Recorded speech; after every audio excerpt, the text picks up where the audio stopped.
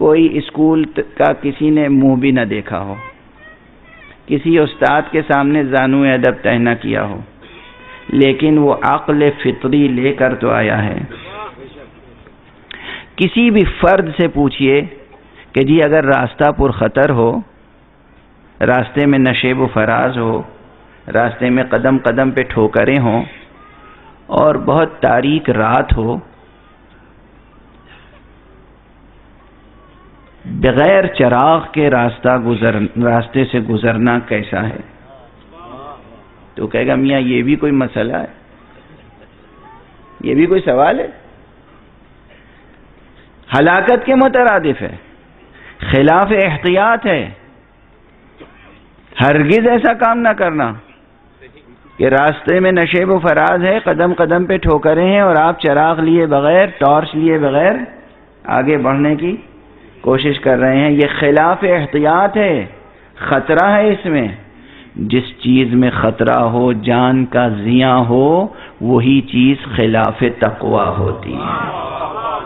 کیونکہ تقوی کی میں نے کیا مثال دی تھی کہ تقوی کے ڈکشنری میننگ کیا ہیں؟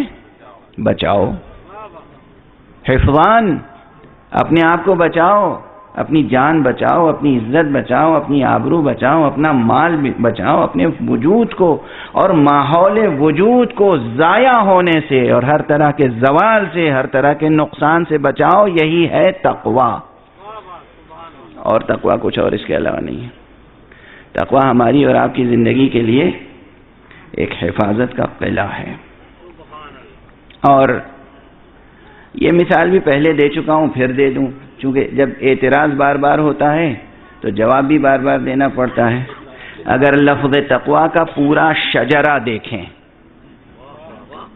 لفظ تقوی کا پورا صرفی اور اشتقاقی شجرہ دیکھیں، اس کی ایٹیمولوجی اور اس کی مورفولوجی دیکھیں، کہاں سے یہ لفظ نکلا ہے اور کتنی شاخیں ہیں اور کیا کیا اس نے شکلیں بدلی، تو آپ کو حیرت انگیز مسرت حاصل ہوگی یہ معلوم کر کے کہ ایک ہی بیج سے، ایک ہی جڑ سے، ایک ہی تنے سے دو کلمات سامنے آتے ہیں، ایک ہے تقوی، ایک ہے تقیہ۔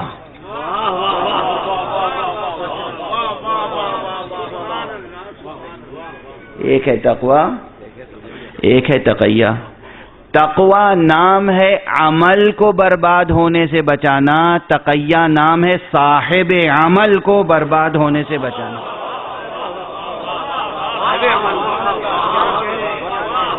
تقوی نام ہے ایمان کو ضائع ہونے سے بچانا، اور تقیہ نام ہے صاحب ایمان کو ضائع ہونے سے بچانا۔ جب صاحب ایمان ہی نہیں ہوگا تو ایمان کہاں ہوگا؟ جب عمل کرنے والا فرد نہیں ہوگا تو عمل کہاں سے وجود میں آئے گا؟ اللہ ایمان پہلے، صاحب ایمان بعد میں نہیں خلق کرتا، صاحب ایمان پہلے خلق کرتا ہے، ایمان کا درس بعد میں دیتا ہے۔ اسی لیے ابو طالب پہلے وجود رکھتے تھے، ایمان کا مسئلہ بعد میں پیدا ہوا۔ صلوات پڑھنے محمد و آل محمد۔